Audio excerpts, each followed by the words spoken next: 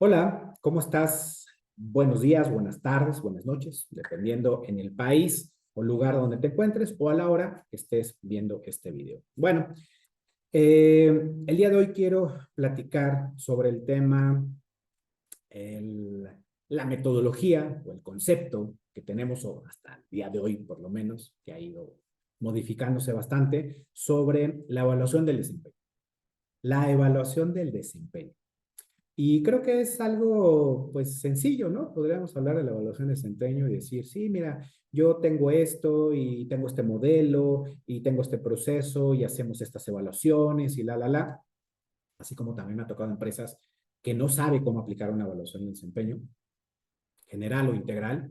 Sin embargo, hoy quiero hablar un poco más del concepto que hoy tenemos y los fines para los que usamos la evaluación del desempeño. Tiene bastantes años, que esto no es nada nuevo, no es nada nuevo, es sumamente antiguo. Soy muy honesto, no podría hoy decir exactamente en qué año comenzó a darse la evaluación de desempeño. Lo que sí puedo asegurar es que por lo menos en los últimos 20 años, ¿no?, que yo llevo trabajando en diferentes sectores y empresas, pues ha habido evaluaciones del desempeño. He participado no solamente como empleado, sino también construyendo diferentes programas, afinando, ¿no?, estos programas de evaluación de desempeño. Y hoy en día, en los últimos, ¿qué será? Sobre todo un poquito antes de la pandemia, yo ya conocí empresas que ya no ejecutaban evaluaciones de desempeño.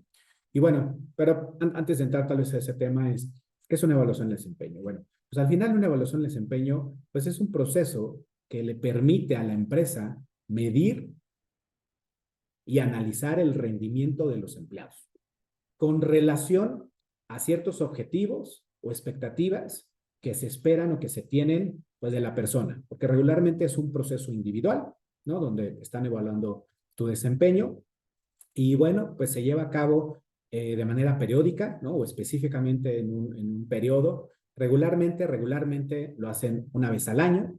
Hay algunas empresas que hacen una revisión a mitad de año, ¿no? Es como una revisión de tus objetivos a mitad de año, y sobre todo por si tuviste algún cambio de puesto, de área, etcétera, o si pasó alguna situación totalmente fuera del contexto en el que estás, y entonces hay que hacer redireccionar, ¿no?, la evaluación del desempeño o bien los objetivos. No tanto la evaluación del desempeño, sino más bien los objetivos. Y bueno, y alrededor de esto, pues obviamente hay diferentes conceptos que van dentro, ¿no? Entonces, debes de tener una metodología para el establecimiento de los objetivos. Por ahí están los objetivos SMART, ¿no? Creo que la mayoría conoce. Entonces, todos tienen que tener unos objetivos claros y viene un proceso de objetivos, ¿no?, sumamente complicado a veces.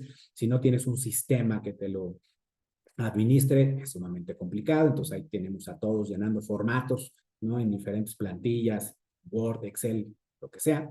Y entonces tenemos que detallar estos objetivos, los tiene que autorizar el jefe, después del jefe el director, ¿no?, y así sucesivamente.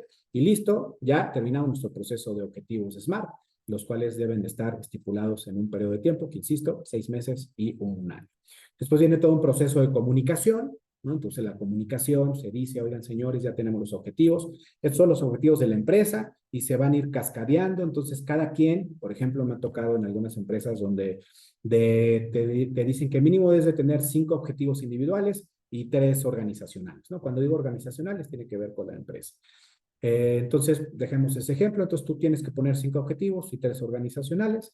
Ponen el peso de cada uno de ellos, ¿no? Entonces, se clarifica el peso de cada uno de ellos. Y esto es lo que se comunica. A ver, señores, este año, la empresa X, estos son los 3 objetivos organizacionales, que regularmente tiene que ver con cuestiones de ventas, de rentabilidad, de productividad, para las manufacturas de unidades, de volumen, en fin, cualquier objetivo a nivel organizacional. Y entonces empieza a generar esta comunicación para después pasar a un proceso de evaluación y retroalimentación. Entonces, dependiendo en el periodo en el que tú hayas decidido hacer esta evaluación del desempeño, pues se instalan estos procesos de evaluación y retroalimentación, que es donde uno se sienta con su jefe, con su equipo de trabajo, etcétera. Regularmente son sesiones individuales y entonces viene un proceso de retroalimentación, de feedback. Paréntesis, he hablado de lo que es el feedback, retroalimentación, lo podemos encontrar por ahí, cierro paréntesis. Y entonces ahí determinamos y ahí es donde voy a empezar a mandar estos mensajes de la evaluación del desempeño. Determinamos cuál es la calificación o el alcance, el rating que le llaman ahí de la persona y el alcance en los objetivos, ¿no? Entonces, hay tablitas incluso, ¿no? No sé si tenías que entregar 5 proyectos, si entregaste 4, pues llegaste al 80%, si entregaste 5 al 100%, pero también hay que revisar cómo los entregaste, es el qué y el cómo, ¿no? Entregaste 5, buenísimo, solo que de esos 5, pues 3 estuvieron más o menos, entonces ya no te doy el 100. Entonces viene toda una charla en este proceso de evaluación, este proceso de retroalimentación, donde de manera cualitativa, donde de manera discrecional y a percepción de la persona que está haciendo la evaluación, es con lo que tú vas obteniendo estos alcances, estos porcentajes o este rating, ¿no? Este rating, para los que no lo saben, pues regularmente se maneja en decir, pues es bajo desempeño, desempeño a secas, desempeño bueno, desempeño extraordinario. Entonces, hay diferentes escalas, regularmente son 4, 5, algunas empresas manejan solo 3. Entonces, mucho depende de la cultura de la empresa, ¿no? Pero bueno, y entonces empezamos a generar cierta objetividad, porque no es del todo objetivo, y tenemos la evaluación del desempeño al cierre del año, donde la utilizamos regularmente para diferentes fines, aunque principalmente son 3. El primero es para el pago de alguna compensación variable, ¿no? El bono anual, incentivo, comisión, es como el primero. El segundo, principalmente tiene que ver con alguna cuestión de promoción, ¿no? Entonces, dependiendo del rating que hayas generado y tus objetivos, etcétera, pues pueden decir, mira, esta persona sobresalió, etcétera, y cumplió, etcétera. Entonces, puede ser alguien promocionable. Y el tercero, para un incremento salarial o una revisión salarial. Y dependiendo de eso, viene un incremento o no viene un incremento, ¿no? Entonces, creo que estas son las principales tres consecuencias de la evaluación del desempeño. Una cuarta, déjame agregar una cuarta, pues, que está, pues, para saber si te quedas en la empresa o no, ¿no?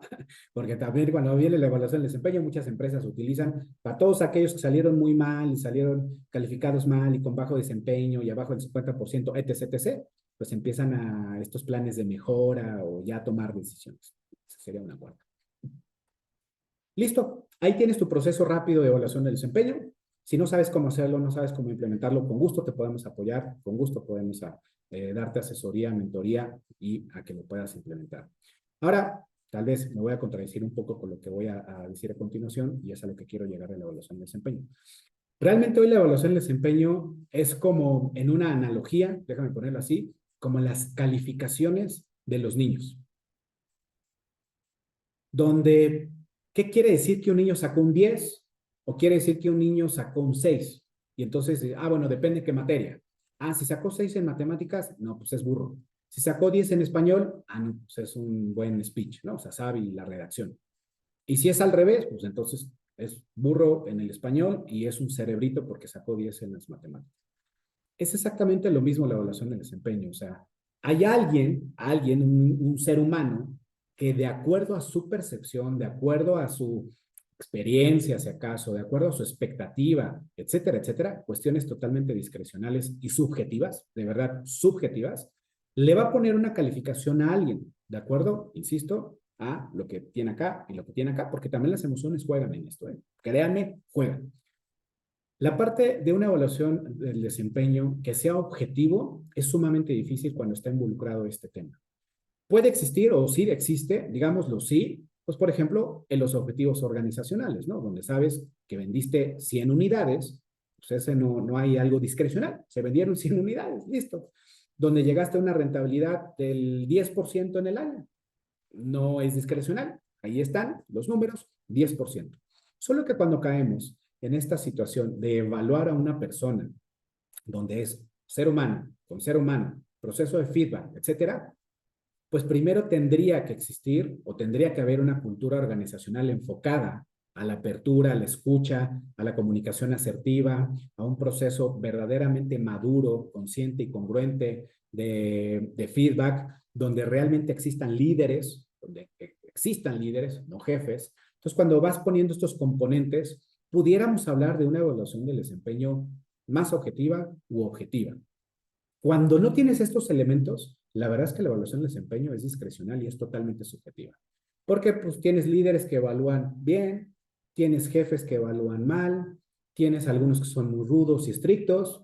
Entonces, ¿qué es ser rudo, qué es ser estricto? Tienes otros que son muy barcos, ¿no? Por eso ponía esta analogía de la escuela. O sea, tal vez en sexto de primaria te fue fenomenal, ¿no? Y toda la primaria estuviste en una primaria de buena calidad educativa, sin embargo, tal vez las exigencias no eran las mismas que la escuela de enfrente, entonces tuviste promedio 9.9, y cuando cambias a la secundaria o a la prepa, cualquier otro nivel, y entonces ingresas a una escuela diferente, donde tienen un nivel educativo diferente o más enfocado a los idiomas o más enfocado a las matemáticas, no sé, y entonces ya no te fue tan bien, pues es donde empiezas a decir acá, pues entonces no que tenía ya 9 y 10 y acá ya tengo 6 y 7. ¿Qué significa eso? ¿No?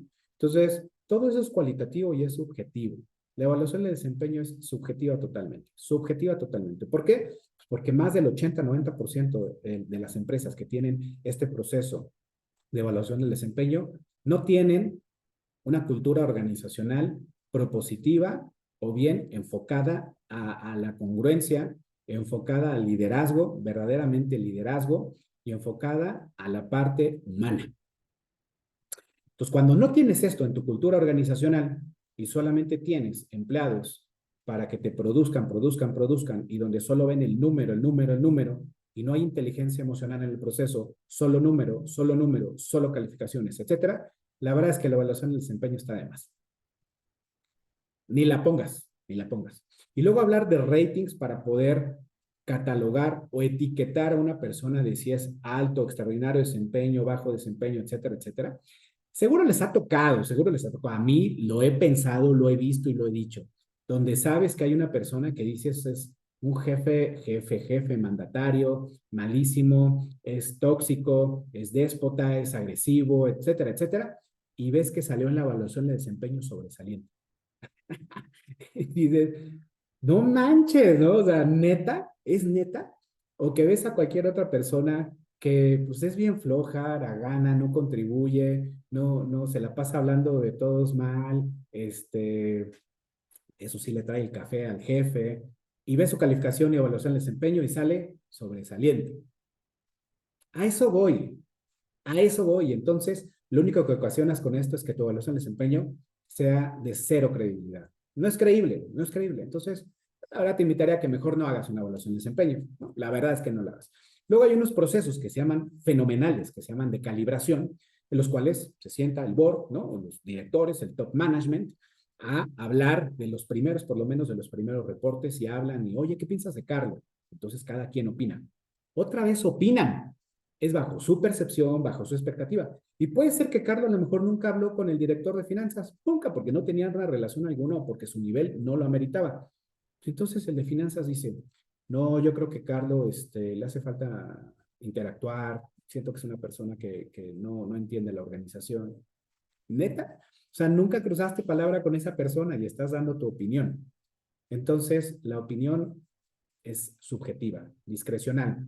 Entonces, yo te diría, evalúa muy bien lo que tienes como evaluación de desempeño, evalúa lo que quieres de una evaluación de desempeño, o sea, cuál es el objetivo de tener una evaluación de desempeño. Si solo la tienes por cumplir y porque pues ya es un proceso que llevas haciendo 20 años y es lo mismo cada año, y pues ya lo tienes que hacer porque pues aparte tienes un equipo que hace esto cada año, bueno, pues a lo mejor te recomendaría que tratar de hacer algo diferente, algo nuevo, algo innovador, y que realmente le metieras un poquito de chispa o de emoción a los empleados cuando viene la evaluación de desempeño. Yo he estado en empresas donde ya honestamente la evaluación de desempeño ya cada año dices, sí, lleno objetivos, me los autorizan, tengo mi pseudo feedback, porque aparte mi feedback que he tenido, curiosamente los de recursos humanos no tenemos feedback, algunos, muy pocos. Yo la verdad es que no he tenido feedback en algunas empresas en las que he estado y nada más de repente me dicen, Carlos, sacaste 90, tu 100% te quedaste al 90, al 95. Tu bono es tanto, tu incremento va a ser tanto, y me lo dan en un correito. Tache, tache, de verdad. Te invito a que evalúes tu evaluación del desempeño, para qué haces una evaluación del desempeño y cómo la quieres evolucionar, cómo la quieres transformar. para que no sea un proceso más burocrático, para que sea un proceso creíble, sea un proceso de empoderamiento y que incluso la gente esté esperando verdaderamente una evaluación de desempeño, porque sí las hay. Y deja de etiquetar, no etiquetes con ratings, o sea, más vale hacer por ahí, me gusta a mí, por ejemplo, esta evaluación 360, ¿no? Donde te evalúan arriba, abajo, colegas, pares, subordinados, jefes, en fin, y creo que tiene un poco más de objetividad. Insisto, la base es la cultura organizacional. Estaremos y continuaremos hablando de la cultura organizacional. Enfócate a tu cultura organizacional y creo que con eso podrás tener una evaluación del desempeño sumamente eficiente, sumamente creíble y objetiva. Nos vemos pronto. Que estés muy bien.